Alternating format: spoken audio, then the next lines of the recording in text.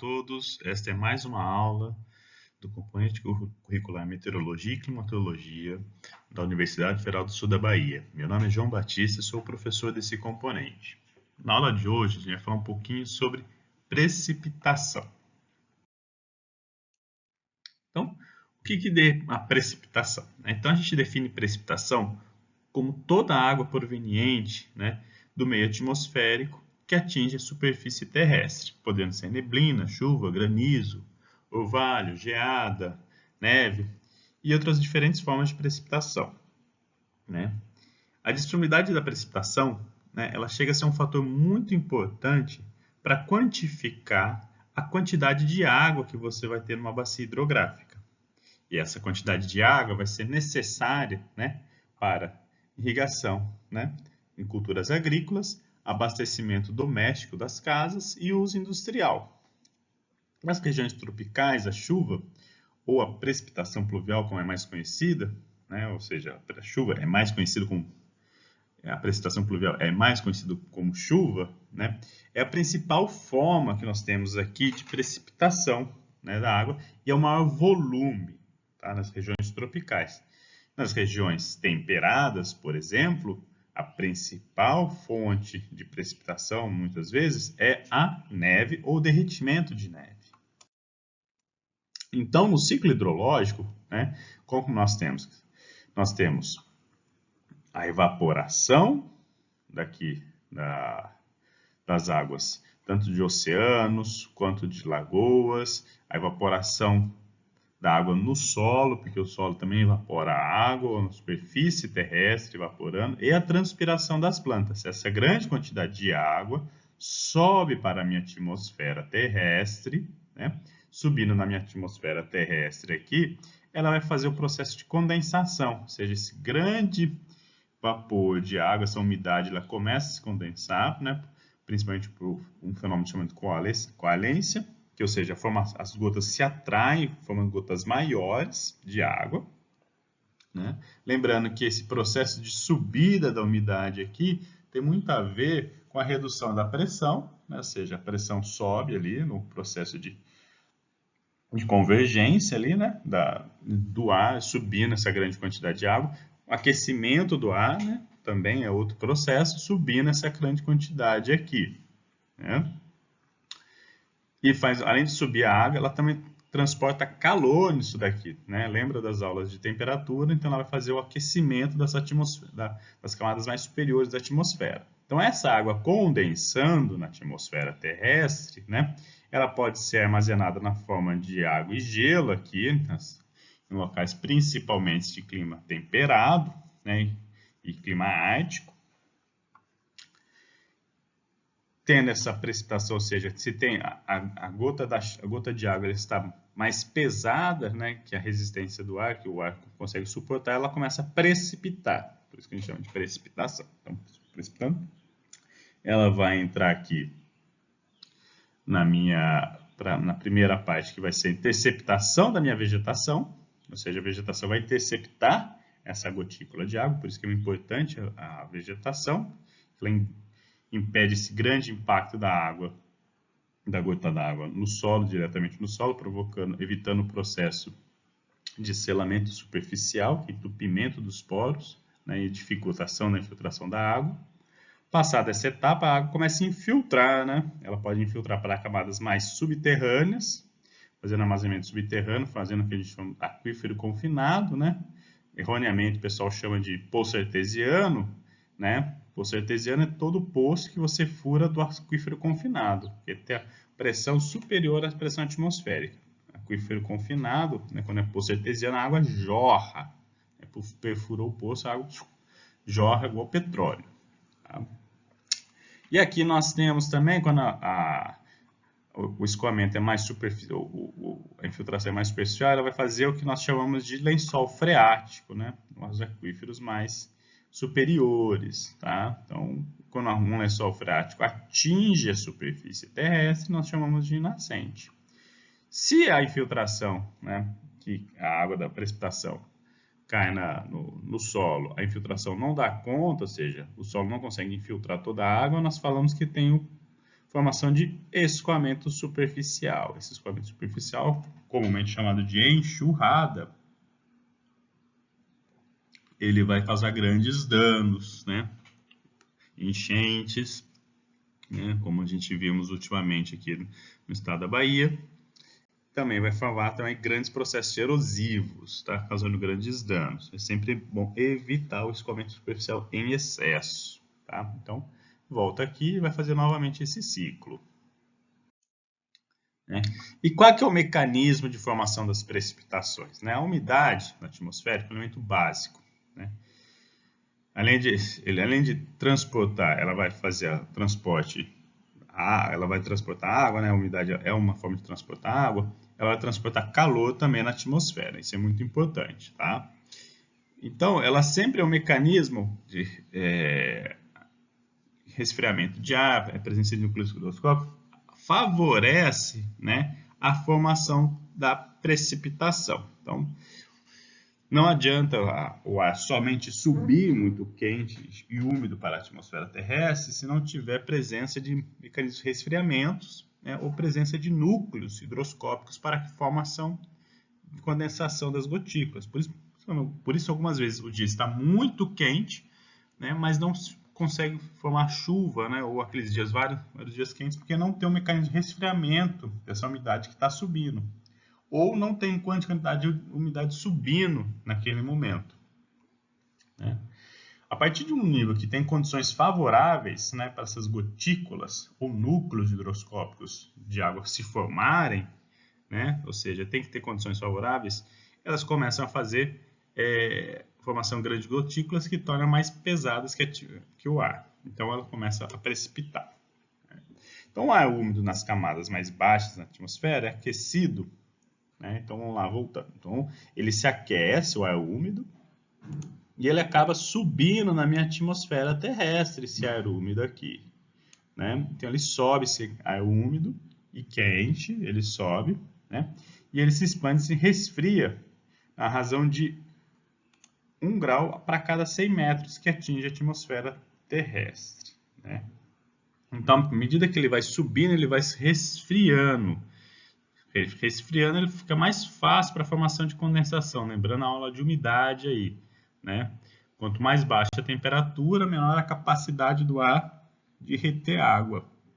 Então, vai favorecer, nesse caso aí, a formação de nuvens, né? Ou núcleos higroscópicos. Então, essas gotas que sobem, né? Elas não vão ter massa suficiente para vencer a resistência do ar. Elas vão começar a formar gotículas, né, no processo que a gente vê muito comumente, que são as nuvens. Né, elas são uma grande quantidade de massa de água se formando. Né, e as gotículas vão crescendo, né, formam uma gotícula, elas vão crescendo o suficiente para o processo de coalescência, né, que é o aumento da gota devido à colisão de outras gotas. Então elas vão formando, elas são higroscópicas, né, ou seja, elas se unem ali, né? Então, nós vamos formando gotículas maiores, até o momento que essa gota vai ficar suficiente pesada para precipitar. Então, na queda, né, gotas maiores alcançam outras menores, incorporando-as também nesse processo. Né? Também ocorre a formação de neves, formando flocos maiores. A gente vai falar um pouquinho da formação de neve também, um pouquinho à frente. É possível a gente fazer chuvas artificiais. E como é que seriam essas chuvas artificiais? Nós podemos acelerar o processo da formação de gotículas maiores, né, utilizando elementos artificiais ou núcleos higroscópicos para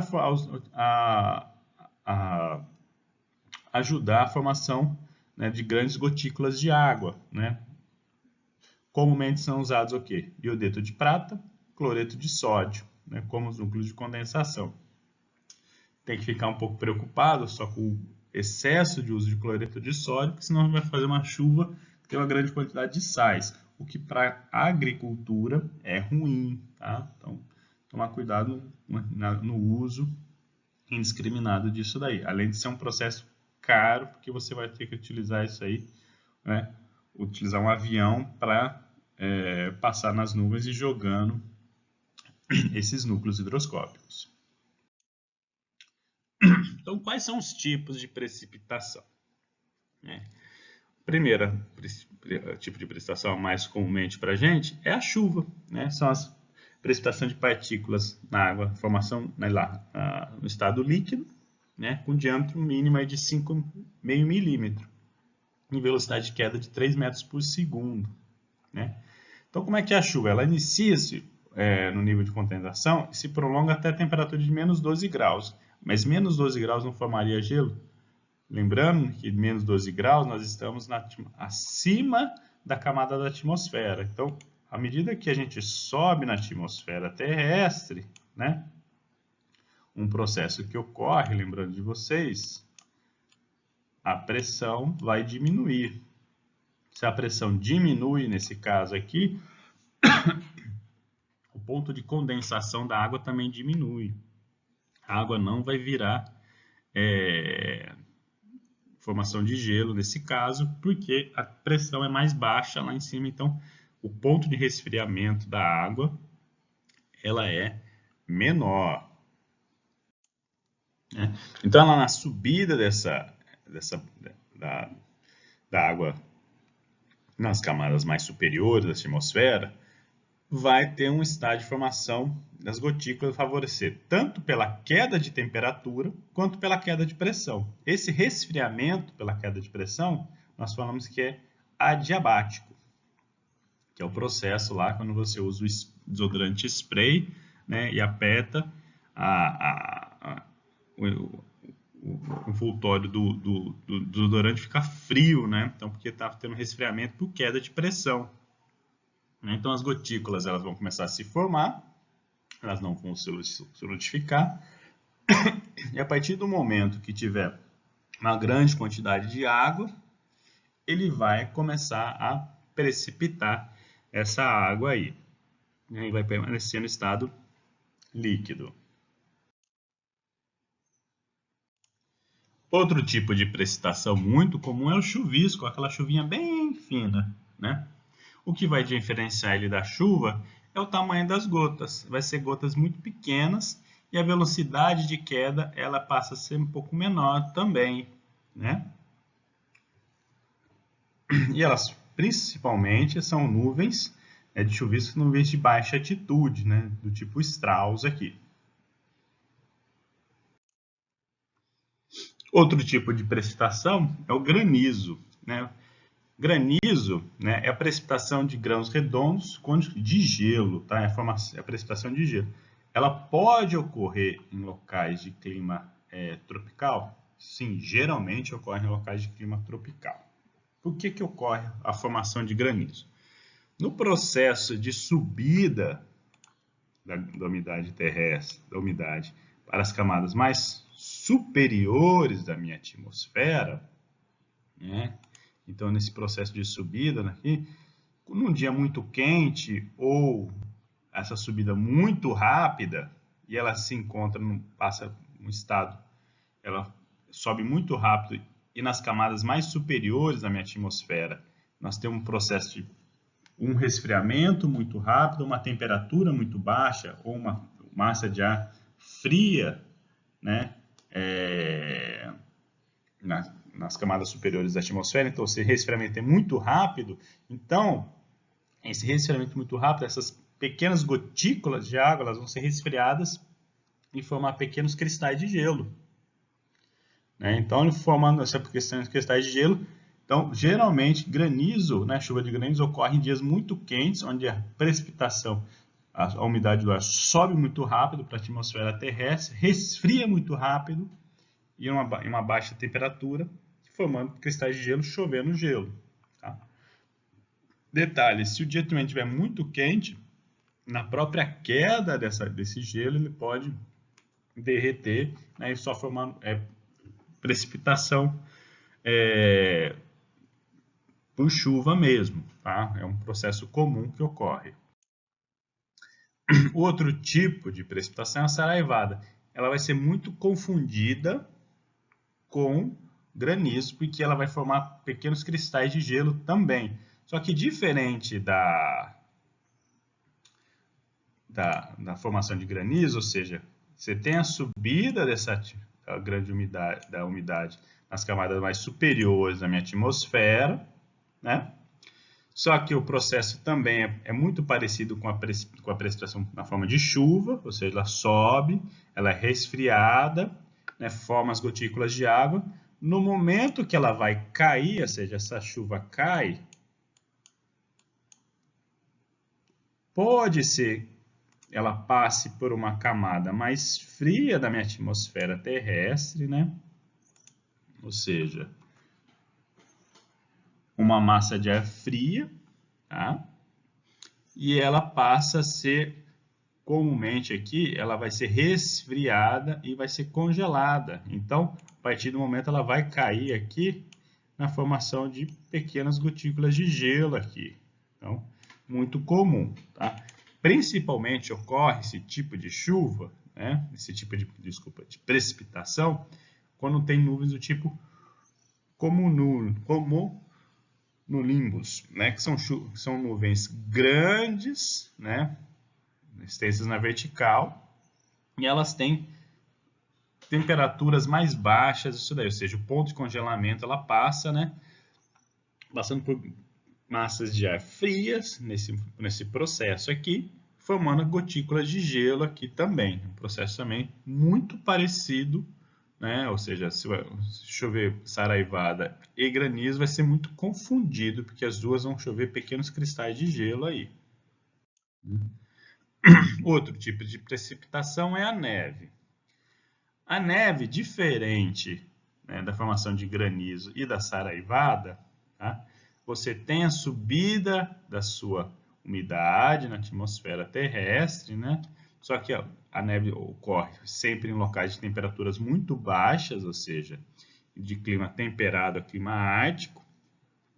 E esse processo, ou seja, ela sobe na minha atmosfera terrestre, a umidade, só que ela sobe de forma lenta.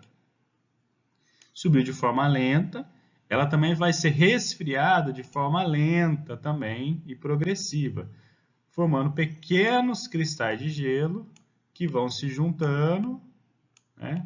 Vão formando pequenos cristais de gelo, vão se juntando e vão formando pequenos flocos de neve. Então a neve ela vai ser formação de pequenos cristais de gelo, vão se formando cristais de gelo, que vão se juntando, esses cristais de gelo formam formação de flocos de neve. A neve ela não é um gelo solidificado, elas são pequenos cristalzinhos de gelo que se unem para formar esse processo aqui de precipitação. Outro tipo, agora falando dos processos de formações de chuva, né? Mais comumente aqui para o clima tropical, mas nesse processo de formação de chuvas frontais, vale tanto para climas temperados quanto árticos. Então você tem um encontro, né? Quando a gente fala de chuvas frontais ou ciclônicas, é um encontro de uma massa de ar quente com uma massa de ar frio. Então uma massa de ar quente e úmida está na minha atmosfera terrestre, encontra uma massa de ar frio. Essa massa de ar frio, como o ar frio ele é mais denso, né? Ele vai para baixo na minha atmosfera terrestre, enquanto a camada de ar quente e úmida ela sobe por ser mais leve. Nesse processo, ou seja, já no encontro de uma ar quente e ar frio, você tem o resfriamento da água. Na medida que a massa de ar quente sobe também na minha atmosfera, você tem outro resfriamento. Tá? Então, nesse processo de resfriamento, forma-se grande quantidade de condensação de vapor da água, produzindo muita chuva. Tá? Esse tipo de chuva aqui, chuvas frontais, é aquela chuva que dura vários dias, ou seja, encontro de massas de ar. Geralmente são chuvas de baixa intensidade, aquela chuvinha fina de vários dias, né? E elas sempre ocorrem principalmente em latitudes, né, médias, tá? E ela encontra dessas massas, ó, geralmente dura vários dias aí. Outro tipo de chuva muito comum é a chuva orográfica, né? Que ela ocorre geralmente em condições montanhosas. Você tem um quente e úmido, ele vai em direção, principalmente na formação principalmente quente e úmido, formado no oceano, ele vai em direção do continente, encontra uma barreira física muito grande, ele vai subir, nesse processo de subida ele sofre um resfriamento adiabático, que é por queda de pressão, e se forma chuva. Muito comum chuvas orográficas em regiões litorâneas, onde você tem um grande desnível, né, topográfico aí. Litoral de São Paulo é um exemplo, ali na Serra do Mar, você tem dias ali, cidades como Ubatuba, Caraguatatuba, que tem 300 dias por ano de chuva, por conta disso daí, porque você tem a Serra do Mar, é uma diferença topográfica gigantesca. Só pensar no seguinte, naquela região ali, a menos de 50, 60 quilômetros, vou botar 60 quilômetros de distância, né, formam-se grandes bacias hidrográficas, por exemplo, o Rio Tietê, né, que ele vai desembocar na Bacia do Prata, que vai desaguar entre o Uruguai e a Argentina. Então, olha o quanto que essa água vai andar até desembocar, encontrar o mar de novo, sendo que ela nasce muito próximo do mar. Então, você vê com o grande desnível. Outro processo muito comum, né, na região do Nordeste, você tem a grande formação ali de planaltos ali, que impede essa grande quantidade de ar úmido quente que avancem. Isso formando principalmente ali a região árida do Nordeste, né? Então ela dificulta no Planalto da Borborema, ela dificulta a entrada desse ar quente e úmido, né? Formando grandes chuvas orográficas no litoral e não no interior do Nordeste, formando essa grande região árida que nós temos aqui. E outro tipo de chuva, né, muito comum são as chuvas convectivas. Né? Essas chuvas convectivas, ou chuvas de verão, né, como são comumente conhecidas, quando um ar quente e úmido, né, sobe na minha atmosfera terrestre,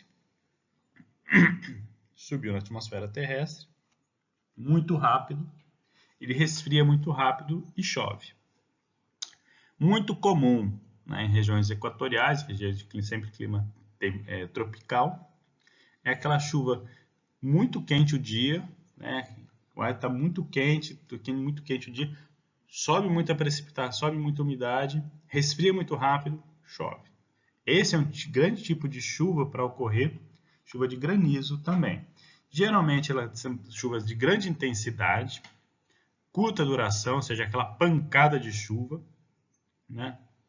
Muitas vezes causando grandes problemas de enchentes, erosão no solo, tá bom? E são chuvas muito comuns de ocorrerem, principalmente no verão, tá? Quais são as grandezas que caracterizam uma chuva? Né? A primeira que nós falamos é a altura dela, ou lâmina de água. Ela representa a lâmina precipitada em uma determinada superfície horizontal. Nós expressamos em milímetros. Um exemplo. 1 milímetro de precipitação equivale a 1 litro de água em uma área de 1 metro quadrado. Então, se a gente desenhar aqui um cubo, vamos pensar um cubo aqui, ó, transparente, de acrílico, né? A gente poder enxergar, né? É um cubinho aqui de acrílico. Se ele tiver a dimensão de 1 metro por 1 metro, ou seja, ele vai ter 1 metro quadrado.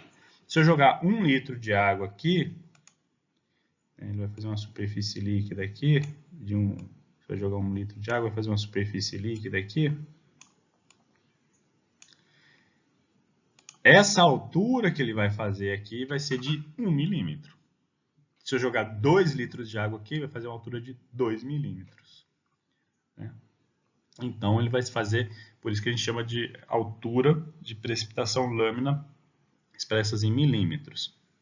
Tá? Para vocês terem uma ideia, no final de 2022, aqui na Bahia, no extremo sul da Bahia, nas grandes quantidades de precipitação e chuvas que ocorreram, nesses desastres que tiveram, choveu num dia 150 milímetros, ou seja, é como se tivesse 15 metros de água para cada metro quadrado. Desculpa, 15 metros de água não. 1,5 metro de água para cada metro quadrado. Então, você vai ter 1,5 metro de água para cada 1 metro quadrado. Então, você imagina a quantidade de água que caiu, né, numa área muito grande aí, uma bacia hidrográfica. Outra grandeza muito importante é a intensidade dessa precipitação. Né? Se ela é de grande intensidade, ou seja, chove grande quantidade de água em pouco tempo, ou pouca quantidade de água em muito tempo, no tempo. Então, a intensidade de precipitação é a quantidade de água pelo tempo. E o outro fator é o tempo de duração. Quanto tempo essa precipitação vai durar? Geralmente a gente calcula em horas ou minutos, enquanto a intensidade de precipitação, geralmente nós expressamos em milímetros por hora. Tá? Então, a altura, né, dessa medida de precipitação, a gente sempre calcula ela, né, ou seja, a altura pluviométrica, né, a gente utilizamos pluviômetros e ela é calculada por volume. Então, a lâmina aqui, ó, né, lembrando que eu falei, o exemplo que eu dei lá, atrás aí da caixa acrílica, né, 1 litro por metro quadrado, né, representa 1 centímetro cúbico, se você transformar vai dar 1 milímetro. Então, é o volume precipitado pela área de captação. Por isso que a gente expressa somente em uma unidade de medida, porque nós temos medidas, 3 medidas aqui de dimensão e 2 medidas de dimensão. Então, cortando aqui uma com a outra, né? A gente corta aqui e corta aqui, fica uma única medida de dimensão. Por isso que nós expressamos somente uma única medida de dimensão, no caso, milímetro aqui. Então, a intensidade de precipitação, né, a gente calcula aqui por milímetros por hora, né, nós utilizamos de equações, principalmente essa IDF, intensidade, duração e frequência, onde nós temos coeficientes que determinam a localidade, K, A, B e C, são coeficientes de ajuste, eles são adimensionais, você tem que pegar em tabelas isso, para você dimensionar, por exemplo, sistema de drenagem, sistema de construção civil, agricultura, barragens, nós utilizamos esse tipo de equação para dimensionar qual tipo de precipitação que nós esperamos reter com a nossa estrutura. Muito importante na dimensão, no dimensionamento de obras, esse tipo de equação aqui. E o equipamento básico para medição de chuva, né, é o pluviômetro. Tá? Até hoje muito utilizado por ele ser de baixo custo, tá? E a operacionalidade é muito fácil. Né? Então, como é que é um pluviômetro? Um pluviômetro, na verdade, ela é um recipiente aqui, onde a chuva cai, e depois de um determinado momento, você vai com uma jarra, né, já graduada, abre aqui, mede, e ele vai dar certinho, já convertido, já a quantidade de chuva que você vai ter em milímetros. Então, nós temos 3 exemplos de pluviômetros aqui, né, para fazer essa retenção dessa chuva. Né? O outro utilizado há muito tempo atrás, hoje não se utiliza mais, é o pluviógrafo, que vai registrar a chuva aqui, né, por hora. Tá? Então, você tem esses picos, essas sanfonadas que nós falamos aqui, são grande quantidade de intensidade, ou seja, quanto esse registro aqui ser mais próximo do outro, essas sanfonadas, quer dizer que a precipitação está mais intensa, enquanto que quando está reta aqui o meu pluviógrafo, quer dizer que não teve precipitação. Tá? Então aqui nós temos uma grande chuva, uma grande intensidade.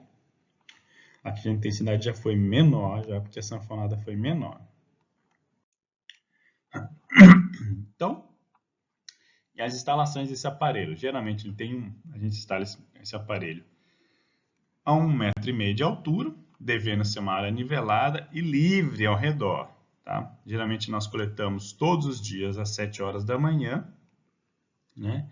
E esses valores a gente registra a chuva, a precipitação diária, ou seja, né, das 0 às 24 horas. É normal a gente ter isso daí. Hoje, né, se utiliza também, em vez do pluviógrafo, a gente utilizamos estações meteorológicas automáticas, né? Então ela tem esse recipiente aqui, né? Aqui está dando um zoom melhor. A água cai dentro desse recipiente aqui e ela registra e tem um registro, tem um pequeno coletor que vai registrando essa intensidade de precipitação. Mas o pluviômetro ainda é muito utilizado, tá? Então, o pluviógrafo que não, aquele lá que faz o registro para o gráfico. É muito pouco utilizado hoje. Eu particularmente não vejo mais. Então, nós temos hoje estações meteorológicas e o pluviômetro que ainda é de baixo custo e fácil de lidar, tá bom? Então, a nossa aula termina por aqui. Muito obrigado a todos.